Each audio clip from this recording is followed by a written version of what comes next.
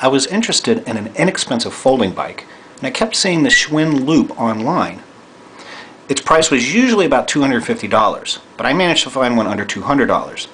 The thing I couldn't find online is any specifications on what this bike is made of, what parts this bike comes with, how it folds. Every picture I saw of the Schwinn Loop was the same photo over and over again. Well, I went ahead and took the risk, bought one, and now I'm going to do a mini review so those of you who are looking for a cheap folding bike can look to this video and know exactly what you're getting before you buy a Schwinn Loop. The first thing I noticed is that the Schwinn Loop that I received was not the same as the Schwinn Loops in everyone's pictures. You'll see here that this seat tube goes straight up from the bottom bracket to the seat clamp.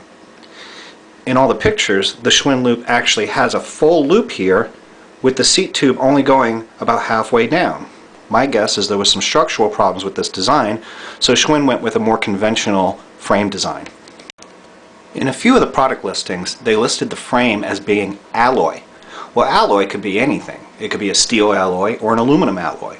So I was curious as to what I would get for under $200 in a folding bike. Well, much to my surprise, the magnet doesn't lie, the frame is actually aluminum alloy. The fork, of course, is steel. Another way you could tell that it's aluminum is this very large weld, and it's heavily gusseted. So it's a fairly durable frame, I'm sure. I read a few complaints about people saying that the seat was uncomfortable. Well, it is uncomfortable. It looks wide and it feels soft, but the fact of the matter is the plastic shell has very little give in it. I'd actually take my road bike seat any day over this seat, and it's probably going to be the first things to go is to replace this seat with a lighter weight road bike racing seat that's thinner and has a shell that actually has some flex to it. The seat post that comes with the Loop is a whole 550 millimeters long. That's huge. There aren't any other seat posts on the market that are that long. Unfortunately, it's made of steel and it's heavy. And up here you have one of the cheaper seat clamp type of mechanisms instead of your usual seat pillar with the integrated clamp. Unfortunately, if you were to replace this unit with a better quality unit, a lighter weight unit, the longest you're going to be able to find is 440 millimeters. Now if you're short enough to accommodate that, that's fine. But for taller users, you're going to lose 100 millimeters there if you want a lighter, better seat post. The handlebar and stem are a unique one-piece design.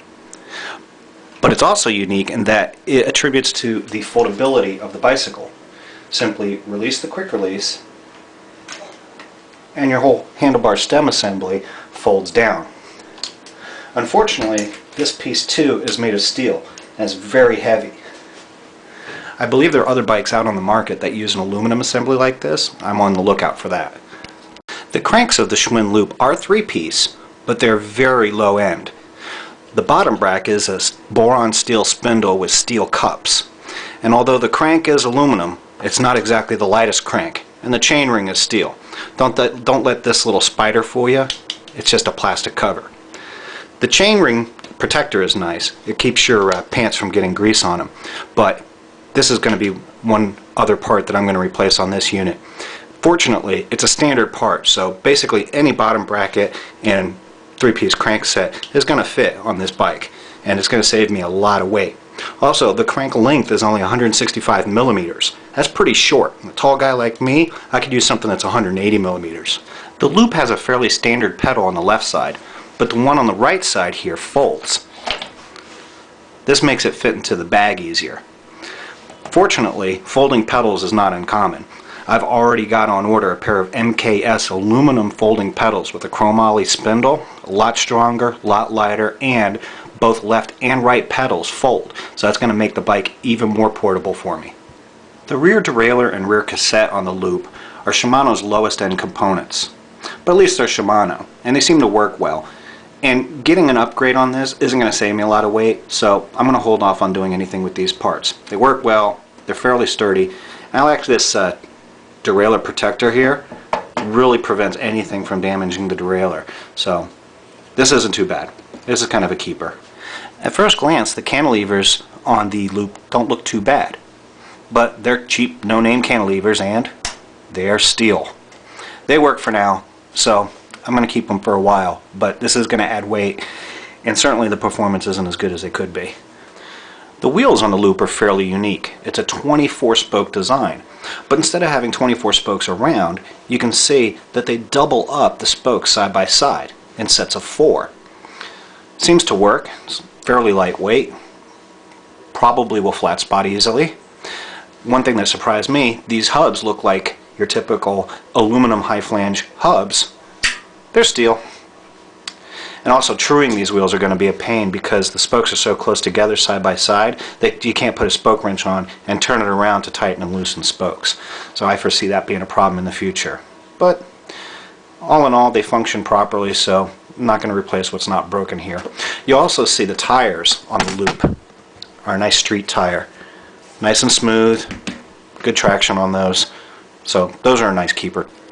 The fenders on the Loop are pretty nice. They're made of plastic, so they're not going to dent, they're not going to rust. The fender braces might rust, but we'll cross that bridge when we get to it. I like how the rack is integrated into the rear frame of the Loop. It makes for a very large rack without adding any additional weight to the frame because it's using the same aluminum as the rest of the frame. It's very big, it's going to carry a lot of stuff, so I'm looking forward to using that. And finally, up on our handlebars, you can see we've got some aluminum short reach brake levers and SRAM grip shift shifters. Not bad. Definitely a keeper for now.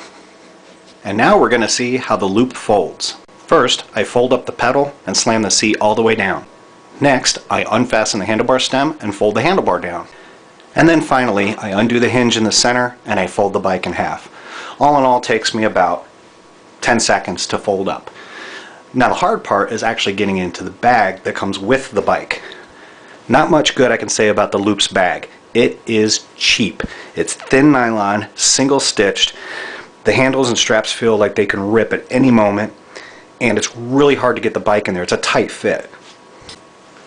So where it only takes me 10 seconds to fold the bike up, it takes me a good 2 minutes to get in the bag. The bag ends up all lumpy and hard to carry, and like I said, it feels like it could rip and fall apart in any minute. Thinking about getting like a piece of luggage, maybe a Pullman that the bike can fit in. Something with some hard sides. So that's it. That's my quick Schwinn Loop review. If you go on eBay, you might be able to find an independent bike dealer that sells these for as cheap as, say, $150, $160. Usually they're around $200. I've seen them as high as $250, $300. Stay away from those. It's just not worth that. But for under $200, pretty decent folding bike. I can take it on the Metra and ride between point A and point B. I think it's a pretty good investment. And along the lines, I'll slowly upgrade parts here and there to shave some of the pounds off of it, and might end up with a bike that's fairly lightweight and a joy to ride.